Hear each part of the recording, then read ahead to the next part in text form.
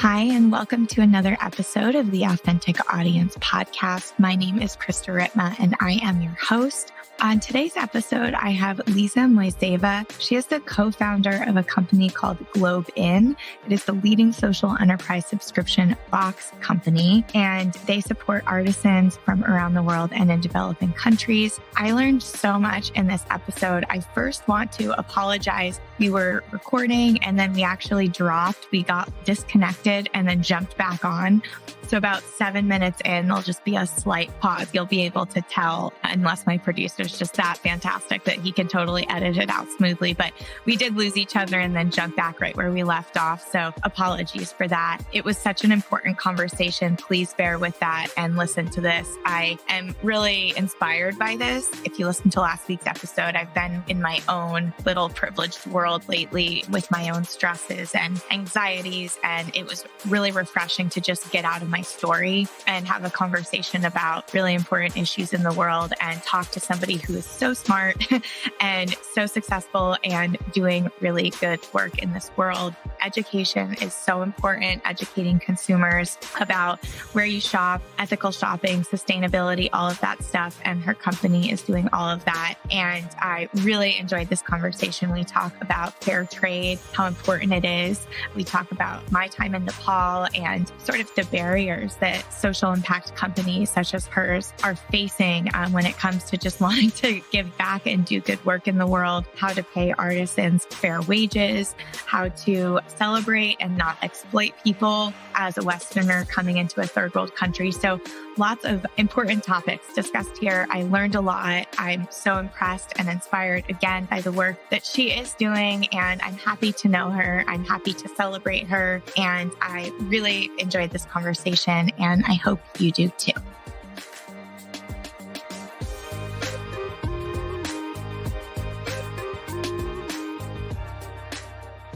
Liza Moiseeva is founder at the helm of GlobeIn, the leading social enterprise subscription box company and the only subscription box company to achieve official fair trade designation for its work supporting artisans from around the world and in developing countries.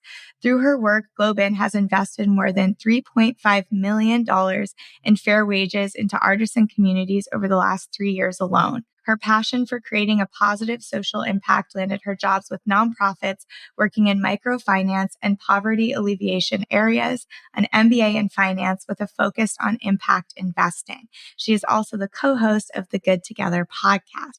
Welcome, Liza. Hi, Krista. Thank you so much for having me. I'm so excited to talk to you. I've been researching you all morning and I'm so interested to learn more about the work that you're doing. It sounds incredible, but first, just tell me, how are you? Where are you? What is happening in your world right now? Sure. I'm in San Francisco right now, looking out my window. It's nice and sunny here, even though it's winter. It's actually very green in the California winter, which is, of course, very good.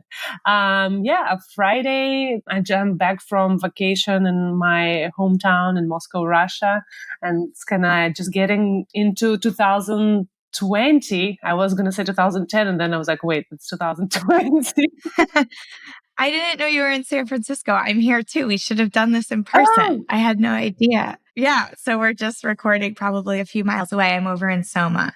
I'm in Noe Valley. Oh, great. I'm actually moving. So this is my last couple of weeks here, but we're moving to Santa Cruz. But yeah, it's actually been beautiful weather. And I feel like I'm being teased because we're leaving the city. And I feel like the city's like showing off right now because the weather's so nice. But anyway, so I've been reading all about you. You're doing some incredible work. And I think I kind of wanted to start first with talking a little bit about impact investing. I have a lot of questions about GlobeIn, the company itself, but how did you get into this type of work? Like, what is impact investing? How did you learn to do what you're doing? What's your sort of mission and your why in doing all of this? Sure. I'll try to keep it short. So for my personal professional career, I have never worked for a company without a social mission. So I started with a bachelor's in international relations, had kind of a small short career in nonprofit world and microfinance, but I pretty quickly realized that nonprofits should be run like businesses in order for them to be sustainable. So that's when I did MBA, and around the same time, that's when I was introduced to the idea of social social business. The idea that all businesses should exist not for the sole purpose of making money, but also for the purpose of solving any given social problem, be it poverty or water crisis and sanitation or lack of access to education and things like that. All of my co-founders at GlobeIn and many people I know are huge fans of Muhammad Yunus. He's the father of microfinance. He's a Nobel Peace Laureate for his work with Grameen Bank in Bangladesh.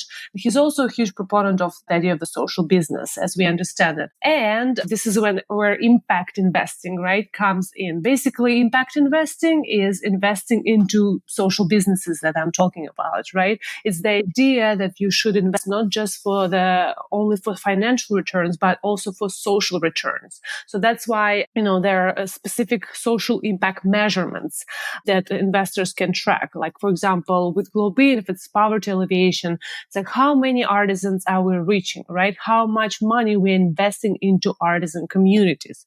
Or, for example, what percentage of our beneficiaries are women? Are, living conditions of our artisans improving and things like that. And of course, I'm just give an example of GlobeIn, but impact investing can be investing, for environmental returns, right?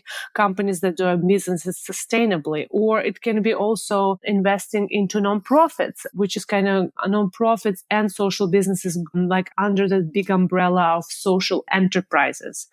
So hopefully I explained it a bit. Yeah, it makes a lot of sense. I work closely with a company called 109 World, and I had their founder on here, and we were talking a lot about the nonprofit world and investing and how to make an impact. And, as a business owner myself, I feel like we could always be doing more and finding that area or that place to invest in. And for us, it's like doing free marketing, basically. Like I take on clients that are nonprofits and I do their ads and I do their marketing and I help them with their websites and stuff like that. And I'm really looking forward to getting our company into a place where we can invest more and give back. And I always just find talking to people that are doing that work full time, like you are, really eye-opening and really refreshing. And I wish we were having more of these conversations. For the listeners, I would love for you to explain more about GlobeIn. I have a lot of questions about how it actually works because we were just talking before we pressed record about the work that I'm doing in Nepal,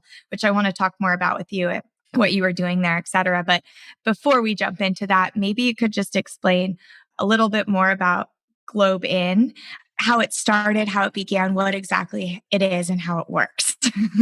Sure. GlobeIn is a fair trade artisan box subscription. We source products from all over the world that are handmade by artisans. And one of the main reasons why we wanted to work on this specific mission is because we see that job creation and paying fair wages to artisans is the main tool, the most sustainable tool to solving poverty around the world. GlobeIn is a social business, as I mentioned. So, besides, building a sustainable business around this idea, our ultimate goal is to fight poverty around the world. Our main business is a monthly subscription box called the Artisan Box. And just to give you an example, every single month we curate a new theme of the Artisan Box. It can be cozy, hydrate, bonjour, kitchen, things like that. It is full of practical products, everyday products that you would use in your everyday life, but they're also handmade and very unique. So, for example, our most popular cozy box comes with this beautiful hand-painted mug from Morocco and a scarf from Thailand, also hand-woven, and a fair trade cocoa powder from Ghana. And everything comes inside the palm leaf basket from Oaxaca, Mexico, where our kind of core, the very first artisan group is located. And also it comes with an artisan brochure with photos and personal stories of the artisans so that you know exactly who made your product and how exactly your purchase is impacting the lives of the artisan across the world. It's incredible.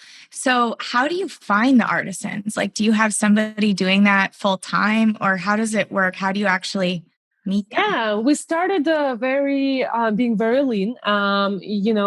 Personally, we traveled around the world, and that's how idea of GlobeIn started because we saw these artisans in the markets, in the bazaars, but we also noticed that despite their talents and amazing crafts that they're creating, they're not actually able to make their ends meet.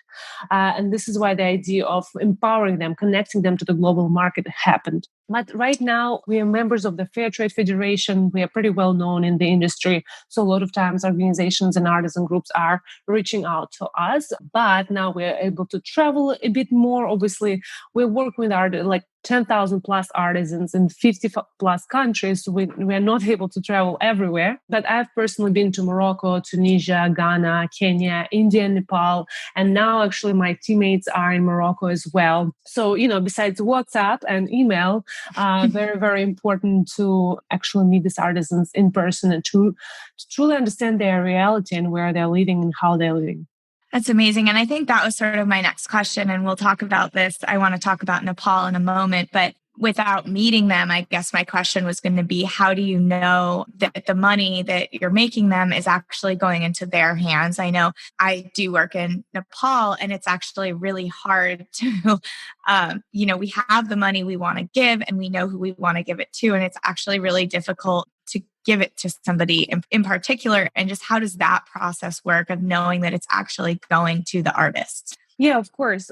So as I mentioned, we are verified members of the Fair Trade Federation, which basically means that our fair trade claims are kind of verified by a third party. And we also whatever partner we are working with, we don't necessarily require them to be verified, certified, or whatever, but we basically ask all of our partners to abide by the fair trade principles, right? To respect the working conditions, to pay fair wages to the artisans, no child labor, equal pay to women and men.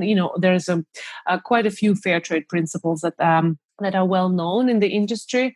But also we're asking for transparency, right? If we like the product, and of course everything is product driven, and as I always like to say, my mission oriented founders and companies, ultimately nobody cares about your mission if you don't have an amazing, stellar product.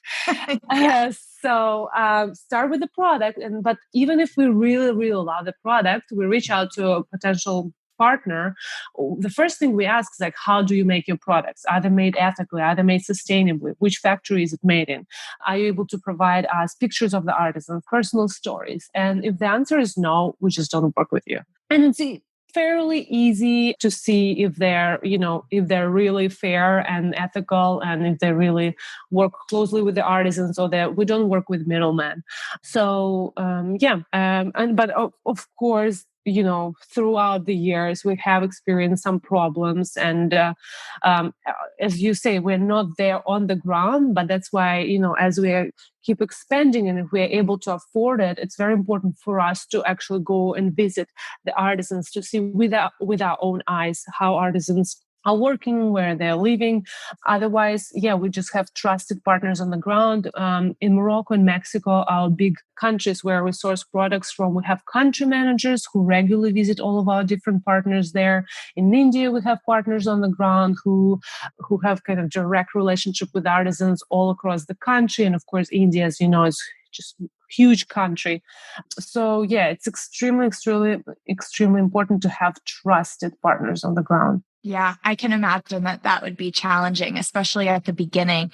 I was asking because I do work in Nepal, and we lead like cultural immersion trips there. And we were meeting with a bunch of different on the ground organizations, local Nepali organizations, trying to decide which organization we want to donate the money to, because we give a big portion of it back.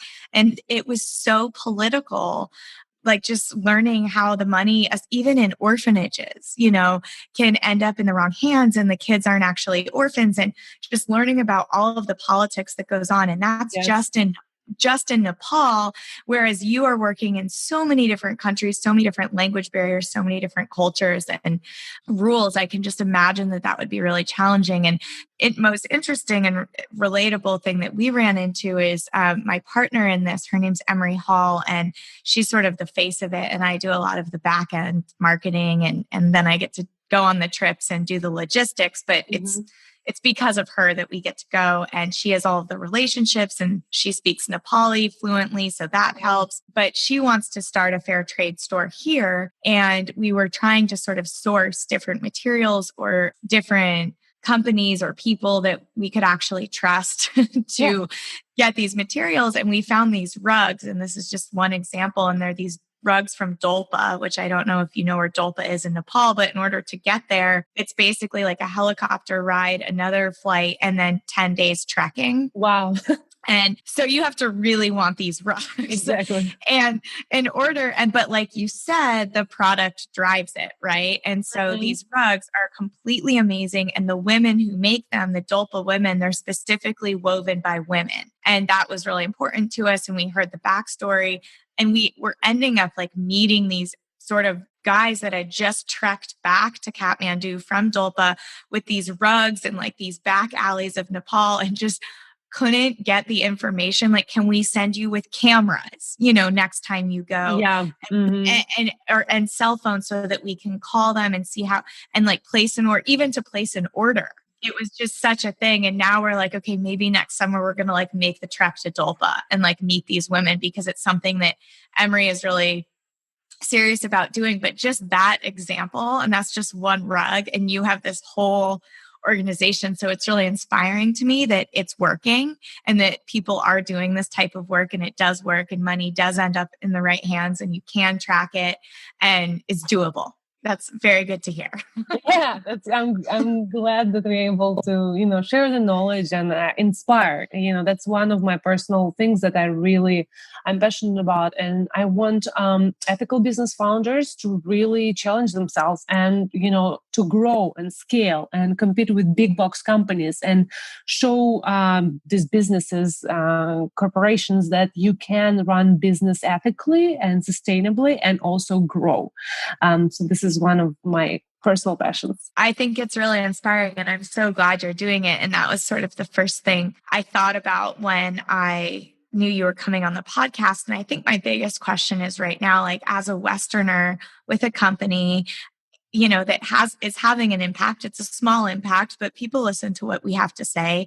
Like, how do we best celebrate and support, whether it be financially or socially, rather than exploit? I think that's, a lot of, we would get like a lot of hate comments or negative comments on our photos when we are traveling and we're in these villages with these kids and these amas that we know quite well, but people don't know that. Yeah. And they're like, you're just exploiting this community or exploiting these people. They don't need you there. And what is the best thing to do? How do we do that? How do we navigate that? Yeah, I think it's a lot of it is education, right? Like on one end, and it's something we've been doing for 6+ years, and the whole fair trade industry have been doing for 40+ years. It's like we have to educate consumers about fair trade, about ethical and mindful consumption. What is fair trade, why the artisans have to be paid fairly, why we as businesses have to charge premium prices, and to explain that, this premiums actually goes to the artisans, to the original makers. But of course, my background also is nonprofit and international development, and it's definitely like a very sensitive topic among the experts there, that, you definitely don't want to be the Westerner, the white person just taking photos with as they would say, poor kids in Africa or something like that. And this is why it's so important for us, whether you're a nonprofit or business, we have to be very, very respectful how we're positioning these people, right? I always like to say with GlobeIn, it's like our artisans, and again, that's the problem with education, right? People still don't know what social businesses are. They maybe know this 1-for-1 model or charity. So everybody always asks us about how much you're donating to artisans. Show me exactly how much you are making, how much your CEO is making. And I'm like, we're not a charity. We're not a nonprofit. We're not required to share anything with you. And we don't donate and give back to artisans, because I do not believe that our artisans or any people in the world, no matter how difficult their life situation is, they do not need your handout. They don't need your free charity, because especially with our artisans, they're business owners, they're craftsmen, they're extremely talented artists who don't need our help. All they need, just like you and me, is a dignified job and fair wage. That is all that people, even living on less than $2 a day, need. And this is something which we keep struggling to explain to people. You know what I mean? And I think also us living in the West and having all these privileges that we have, we sometimes are having really hard time even fathoming of that these people are actually happy. They're living in the village without ACs, without a toilet, but they're happy, and they're probably more happy than you and me. 100%. I cannot Exactly. agree. Yes. Yeah. And but yeah, it's gonna be a struggle. And as you mentioned, if a lot of times, which sounds weird to us, but a lot of times brands who are truly trying to do something right, the minute you say like, oh, we're helping artisans or we're empowering artisans, then suddenly you get all of these questions about all of your operations, your personal finances, even like, did you ask Amazon this or Walmart or, like they don't get these questions. But once you say that you're trying to do something good, you get under this intense scrutiny, and which I think will be the reality. And we just have to live with it. And really, I think it's important for us to be transparent and very respectful about how we're portraying those people that we work with, right? Yeah, I think the way you just answered that was so eloquent and so spot on. And my next question, or what I was going to mention, is I do feel that way. I actually feel like the companies that I know that are really trying to do good, that are rooted in integrity and have CEOs that are in it for the right reasons. And of course, we need to get paid. We need to make a living. And we're not, nobody's asking me how much money I'm paying myself. Exactly. And I'm not giving 3.5 million back to artisans in the last 3 years. Like it's crazy to me. Nobody has ever asked me how much I'm paying myself versus my employees, because I'm not, I don't have like a social impact company in that way. I mean, we do a lot of work for nonprofits, but nobody's asking me specifically how many hours I'm contributing to nonprofits. And I just find that to be so funny that the companies that are actually doing the work are under the most scrutiny and are getting the most backlash. And we have another company. I don't know. Are you familiar with Ethnotech? No, I haven't heard of them.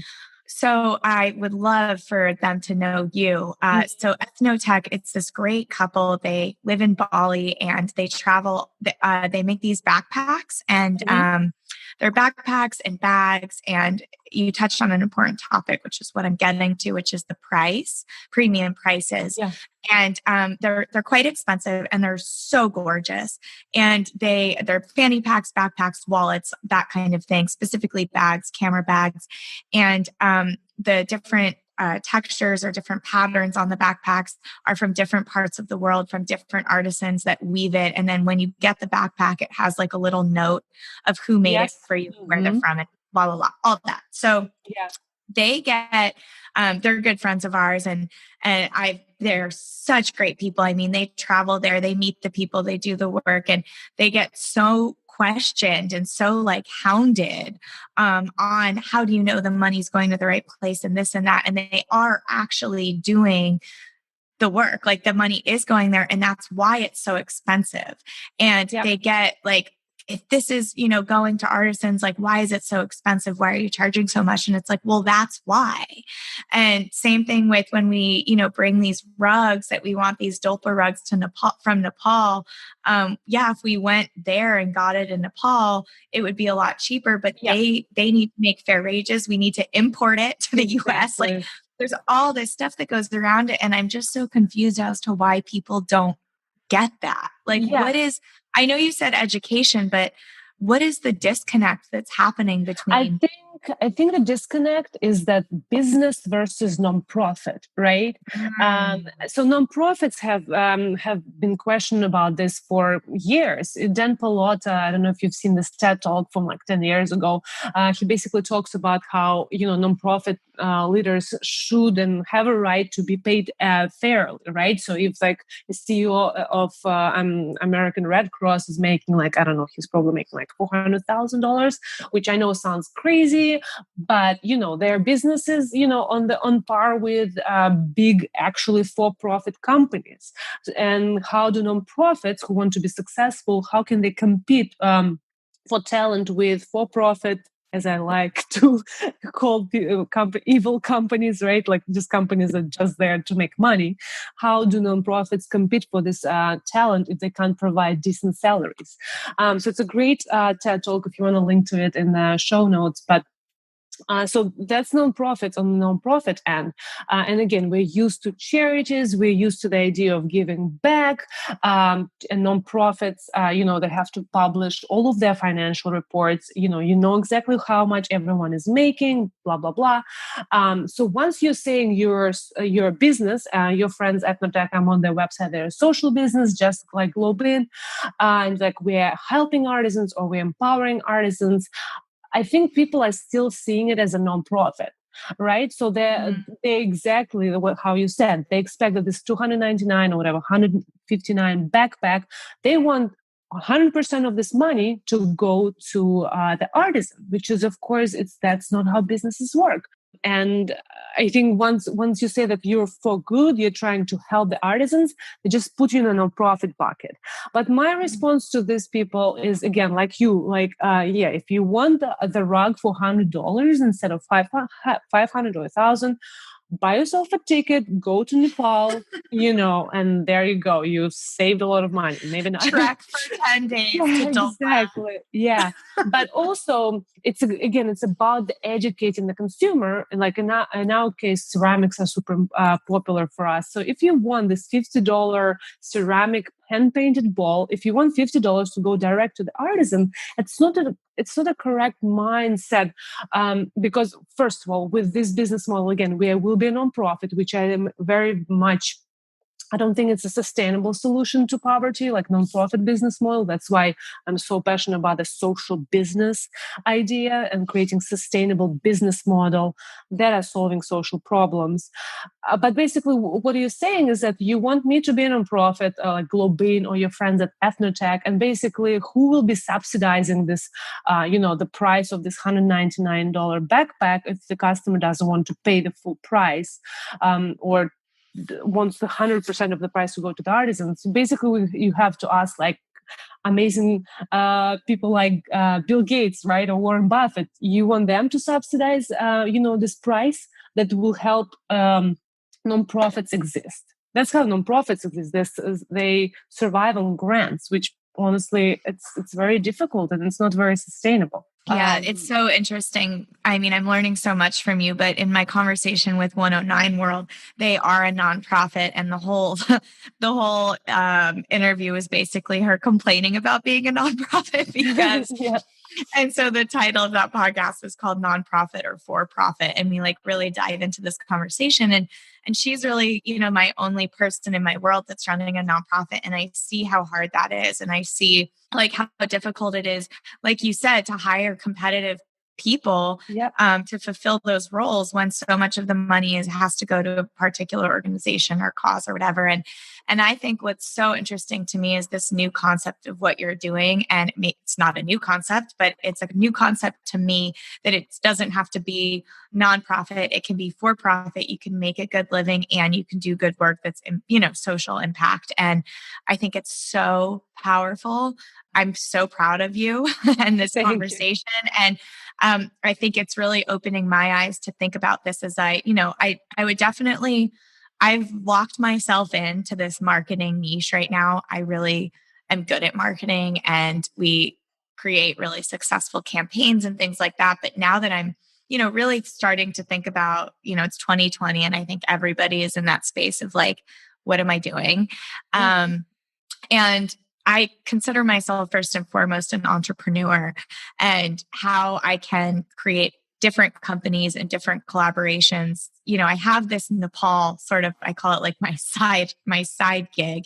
And, a lot of the money that we make on that trip, we do give back, but it's still not nonprofit because we have to make a living. I have to get there. And I think that's like the hard piece is a lot of people are like, well, how much are you giving back? And what organization are you giving back to?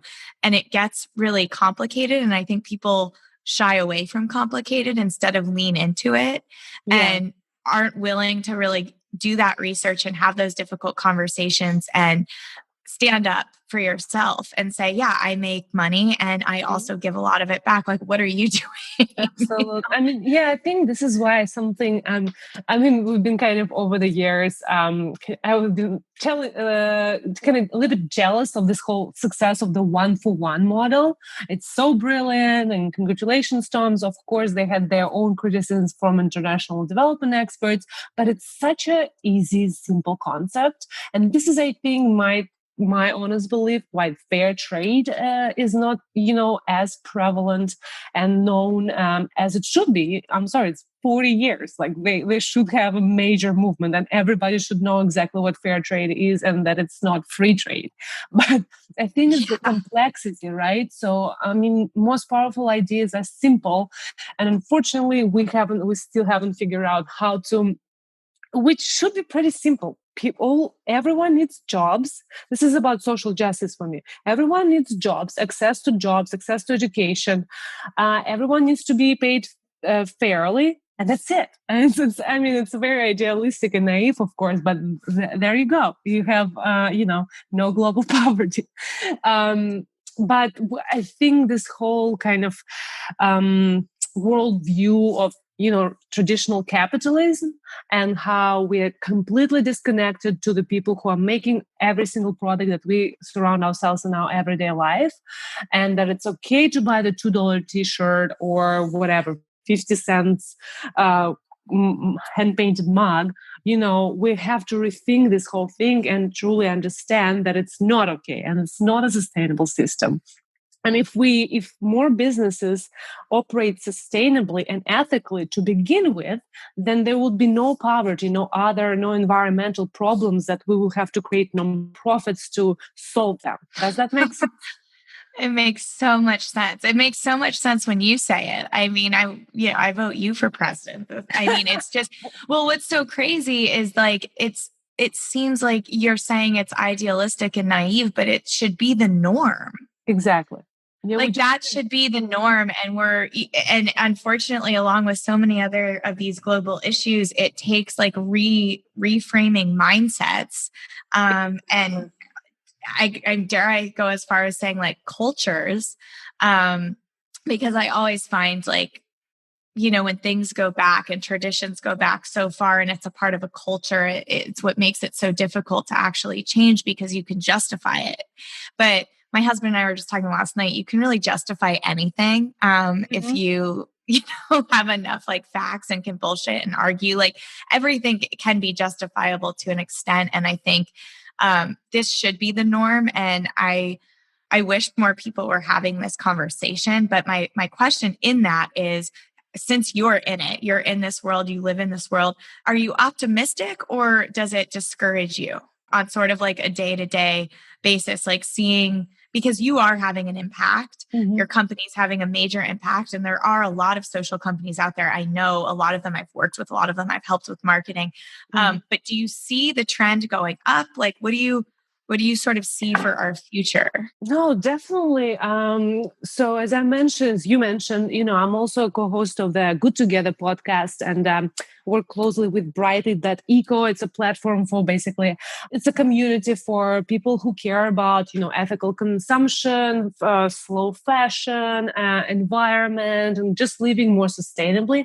And we're definitely seeing the momentum there in general, like 2019, and again, I think everything kind of money talks, right? So what the major kind of proof that it's something is actually happening is that we're seeing more and more ethical companies, truly ethical companies, right? Who are becoming major players in the industries like Allbirds, right? Yeah.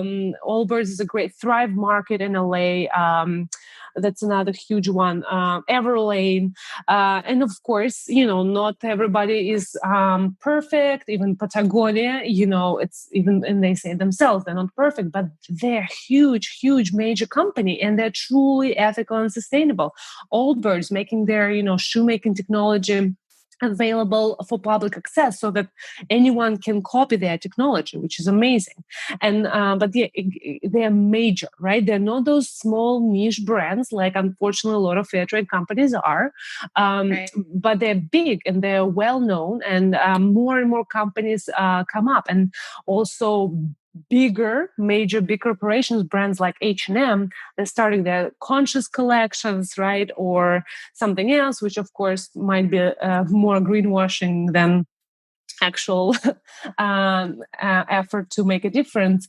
But basically, the market is listening. Big corporations, even with their greenwashing, if they're trying to greenwash, it means that they're listening to the market, that they're seeing those truly ethical competitors come up and steal the share of their business. And hopefully, the bigger we are as ethical businesses, the more we help each other, the more we can really change the market and show them that the true, correct way, ethical way of running business should be the new norm. I love that. And I was hoping that was your answer because I work in marketing, so I'm constantly like targeting audiences and what people are clicking on and what they're buying. And for me, I do see a trend moving towards people want to know where their money's going now more than ever. And I hope it's not naive to believe that because I see it in the purchase data. Like you can literally see it in the purchase data that people want to know your story. They want to know about the founder. They want to know who created this, why they created it. Like the story is more important now than ever. And I mean, even the fact that with Amazon, this is such a silly example, but buying Whole Foods, I live next to Whole Foods and I can actually see the it's so weird, but I can feel the change in energy down there. And little changes, like this is such a stupid example. I don't know why I'm explaining this, but the hummus recipe has changed. And it's like these little things that it's like, it's so small, but you can feel the Amazon impact, like the recipe, the Whole Foods branded hummus, whatever, now tastes completely different. And it's like the effect of this sort of big operation happening that's buying. I mean, not that Whole Foods was like better before, but I can like actually see and feel the effect that it's having on a situation. I don't know why I just gave that example or where I was going with that. But you're right. I mean, you see those small changes, but we as marketers, we understand why they're happening, right? I mean, and I hate it. I hate it so much, but so that's a bad example. But the good example here is that I do see people making purchase decisions out of integrity and out of ethics and sustainability. And it's important. And you're almost an asshole if you shop at like certain places, like knowing now, I feel like it really is changing. But then hearing your side of it and seeing how much work we still have to go, I think, we can be optimistic, but also we need to make more change. And I think my last question for you is, what you keep saying, like truly ethical and sustainable business. Could you define that for me? Like what in your world equals a truly ethical and sustainable business? Yeah. So on one hand, of course, certifications help. Again, how I mentioned that GlobeIn is verified Fair Trade Federation member. So just simply like a third party verifies our claims that we are fair trade and ethical and all of that stuff. On the other hand, I'm a bit wary of certifications because there's so many certifications out there these days. Green Forest Alliance, right? There are organic, Fair Trade USA, World Fair Trade. There's like 4 or 5 different fair trade designations, which is crazy. And I wrote about that when I was doing my MBA before even GlobeIn. I was like, this does not simplify the solution, simplify the information for the consumer, which is a big, big challenge. Nevertheless, certifications do have some kind of value, I think. And again, it just can be as simple as a third party company verifies your claims. Because there is a lot of greenwashing, right? Everybody, like you see all of the super popular direct to consumer brands, which we are part of that industry, but everybody's sustainable, you know what I mean? And it's not true. Absolutely. If you're sustainable and you're still selling like, I don't know, even a $10 t-shirt, probably not true. So yeah, sustainable and ethical and transparent, but it's very easy to tell if company really truly cares about what they're doing by, just checking their website. With Patagonia, they don't say they're 100% fair trade. No, they say a certain line of our products that we source from certain factories, certain materials are fair trade certified. This is maybe has some plastics in it. This has recycled. So they have like this so much information on their website, including information about the factories they work with. And again, this doesn't need necessarily certification, but the example of Allbirds, right? The way they're going above and beyond, and not just producing their shoes sustainably from sustainable materials, but they're making this technology open source.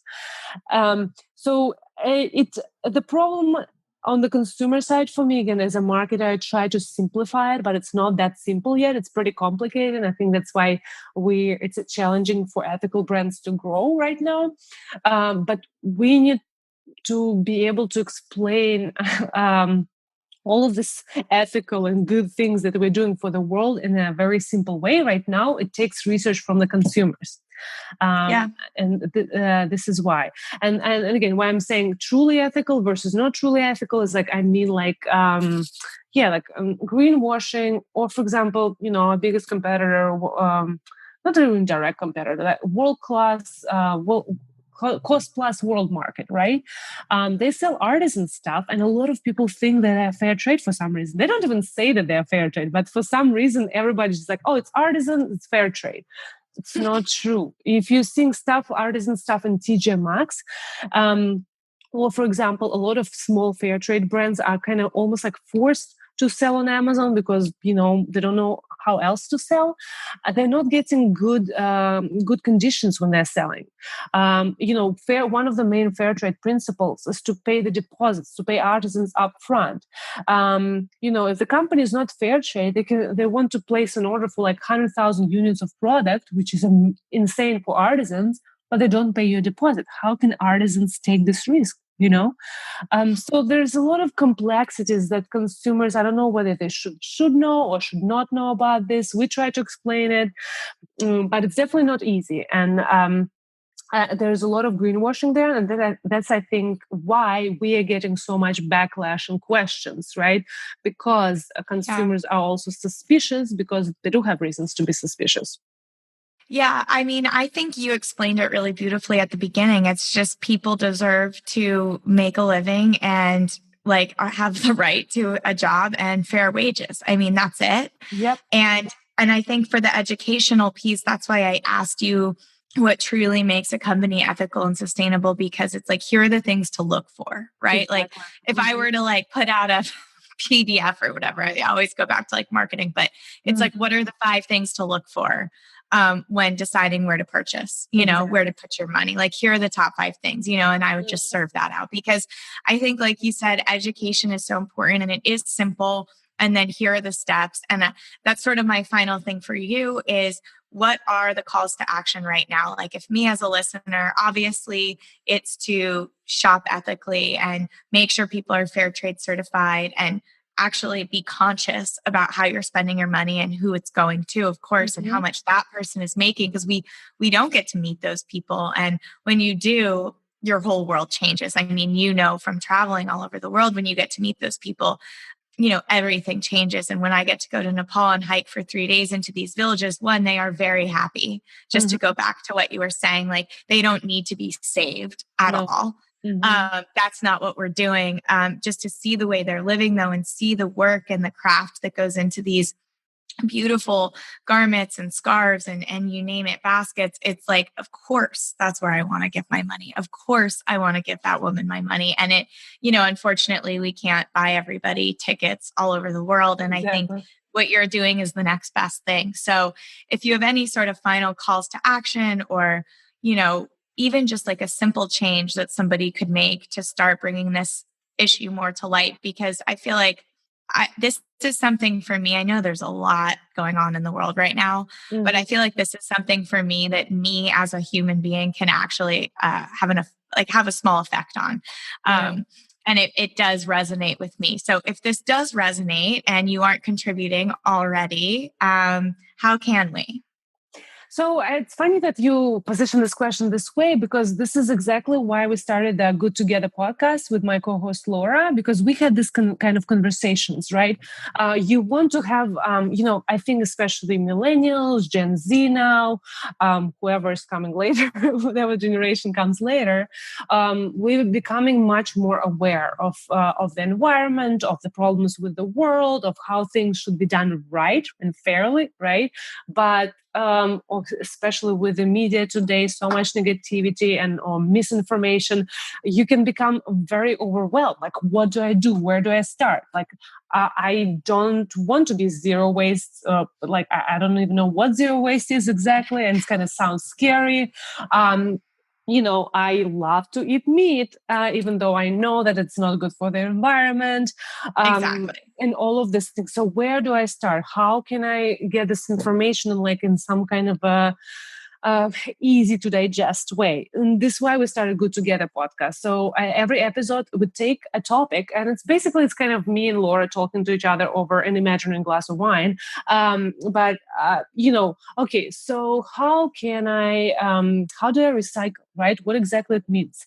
Where do recycled products actually go? Or, for example, how do I shop for holiday gifts and deal with all the craziness of Black Friday and Cyber Monday in a more mindful way?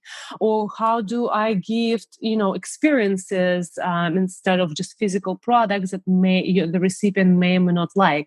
Or I love that one. Yeah, or something as simple as, doing groceries. Like, is it good to buy in bulk, or should I also think about, how much gas I spend while driving to Costco in my car, or I don't know, buying organic products, blah, blah. So going into very specific topics like that, and just sharing practical advice with our listeners, right? Here's, for example, if we didn't have an episode about this, but there's bushfires, right, in Australia, which are tragic. Right. So here, and it's something I always used to look for this information as a person or customer. Okay, what are the best nonprofits, trusted nonprofits that I should donate to? And in the natural disasters cases, I always knew that from my nonprofits years, cash is the best thing, right? You don't really need to go to Australia to volunteer your time right now. There are people on the ground who are able to deal with this. You just should send money to them, because there's obviously a lot of resources needed. So just examples like this, and this is something that's what we created Good Together podcast. So if you guys want to give us a listen, there's also you can look at the podcast brightly.eco. That's our online community where you can find suggestions for the most ethical shoe companies, or the best plus size companies which are also sustainable, or I don't know, the best documentaries about ethical and mindful living, something like that, So kind of bite-sized, actionable, practical information that is not overwhelming and that you can use to live a more, ethical, sustainable, environmentally friendly lifestyle. I love it. I'll definitely be tuning in, because I think we get so sort of trapped in our own little stories and our own little worlds. And one thing I was saying to my friend, it's been a really kind of crazy week for me. And the last thing that is on my mind, and I'm going to be totally honest, is if my food last night was delivered in a plastic bag, I was just so hungry and so tired and so stressed out. But what I said to my friend, because I was researching you all morning, and I said, I'm so excited for this interview because I get to get out of my story just for an hour. Yeah. And I get to really dive into something that's really powerful and making a difference. And I think it's just important to remember, we all have a story, we all have stresses, we all have things going on, but then there are companies that are doing the work for us. You're making it very easy. All we have to do is listen to your podcast or check out your group, and we can see where we should be buying our shoes, where somebody is doing this work, Exactly. I'm not going to go out and research this list for the next month, but I can easily tune into your podcast for an hour of my time. So it's things like that. are people doing the work. There are nonprofits that you can donate to. Like, you don't have to start your own thing. There are already people doing that, and you can support those people. And so today, even me just interviewing you and having you on here, and now having my thousands of people getting to hear you next week is like, oh, what an exhale. I contributed to that. So I think, it doesn't have to get so overwhelming and so big. Like, to me, this hour, I was present to this issue. I'm grateful to know you, and I definitely would love to meet you in person and see how we can connect more and help more and make more, of a scene impact. about this. I like to cause scenes. So I love it. It's just so nice to meet you. And I'm so impressed just by the business side. You were able to create a successful company, which is not easy in itself. And that is a struggle for many people. And not only that, but you're able to create a company that's actually having a really positive impact on our world. So thank you for existing and for doing what you do and for inspiring us. If you want to know more, the website is GlobeIn, GLOBEIN.com. Are there any other places that you'd like us to find you other than the Good Together podcast? Yeah, so the brightly.eco, brightly.eco, right? That's the platform where also the podcast lives, and there's tons of resources and brands for you to discover and kind of, start making those small but so important steps toward, a more mindful and sustainable living. I love it. I love it. Well, thank you so much for being here. I look forward to following you and learning more. Thank you for teaching me something new today. And to everybody listening, thank you for being here. And until next time, keep growing.